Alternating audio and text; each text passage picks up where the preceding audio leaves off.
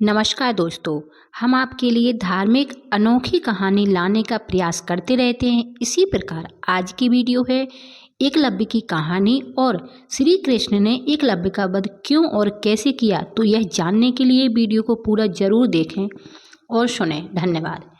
क्यों किया था एकलव्य का वध श्री कृष्ण ने? एकलव्य जिसे धनुर्विद्या में महारथ हासिल था, जब गुरु द्रोणाचार्य ने एकलव्य को धनुर्विद्या का ज्ञान देने से इनकार कर दिया तो उसने गुरु द्रोण की प्रतिमा के समक्ष धनुर्विद्या का अभ्यास किया और बाद में जाकर बहुत बड़े धनुर्धर कहलाए। क्या आप जानते हैं कि श्री कृष्ण ने एकलव्य का वध क्यों किया था? यदि नहीं तो आगे हम इसे जान लेते हैं। महाभारत काल में प्रयाग के तटवर्ती प्रदेश सुदूर तक फैला सिंहबेरपुर राज्य एकलव्य के पिता हिरण्यधनु का था। गंगा के तट पर स्थित सिंहबेरपुर की सुदृढ़ राजधानी थी। उस समय राज्य की शक्ति मगध, हस्तिनापुर, मथुरा, चेदी और चिंदेरी आदि बड़े राज्यों के समक्ष थी।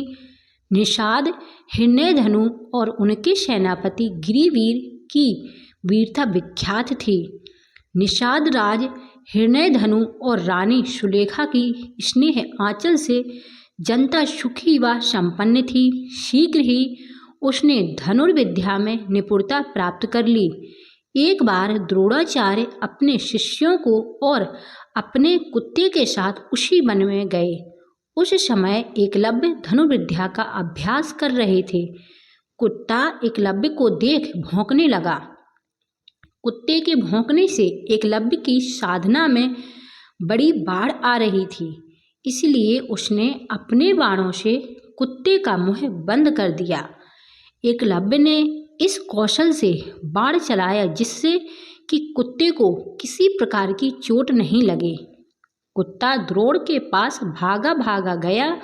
द्रोण और उनके शिष्यों ने ऐसी श्रेष्ठ धनुर्विद्या देख आश्चर्य में पड़ गए। इस महान धनुर्धर की खोज करने लगे। अचानक उन्हें एकलव्य दिखाई दिए, जिस धनुर्विद्या को वे केवल ब्राह्मणों और क्षत्रिय तक सीमित रखना चाहते थे, उसे शूद्र के हाथों में जाता देख उन्हें चिंता होने लगी। तभी उन्हें अर्जुन को संसार का सर्वश्रेष्ठ धनुर्धर बनाने का वचन याद आया। द्रोण ने एकलव्य से पूछा कि यह धनुर्विद्या कैसे सीखी? एकलव्य ने जवाब दिया, अपने आप से आचार्य। एकलव्य ने द्रोण की मिट्टी की बनी प्रतिमा की ओर इशारा किया।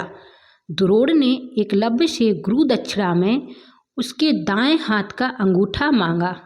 एकलव्य ने अपने अंगूठा काटकर गुरु द्रोण को अर्पित कर दिया। इसके बाद वे अपने पिता हिरण्यधनु के पास गया। एकलव्य ने अपने साधनपूर्ण कौशल से धनुर्विद्या में पुनः दक्षता प्राप्त कर ली। विष्णु पुराण और हरिवंश पुराण में उल्लेखित है कि निषाद वंश का राजा बनने के बाद एकलव्य ने जरासंध की सेना की तरफ से मथुरा पर आक्रमण कर दिया।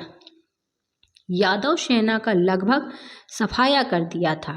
यादव वंश में हाहाकार मचने पर जब कृष्ण ने दाहिने हाथ में महज 4 अंगुलियों के सहारे बाण चलाते एकलव्य को देखा तो पहले तो श्री कृष्ण को विश्वास नहीं हुआ कि कोई योद्धा 4 अंगुलियों के सहारे धनुर्विद्या में इतना निपुण कैसे हो सकता है, जबकि श्री कृष्ण जानते थे कि एकलव्य से गुरु द्रोणाचार्य ने अंगूठा ले लिया था।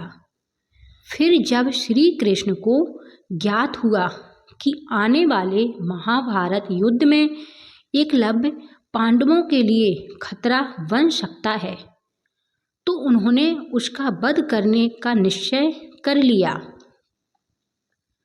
उसके बाद काफी समय तक एकलव्य और श्री कृष्ण में भयंकर युद्ध हुआ, लेकिन अंत में श्री कृष्ण एकलव्य का वध करने में सफल हो गए। Thanks for watching. इसी तरह की अनोखी कहानी धार्मिक सुनने के लिए आप हमारे चैनल से जुड़े रहें। धन्यवाद।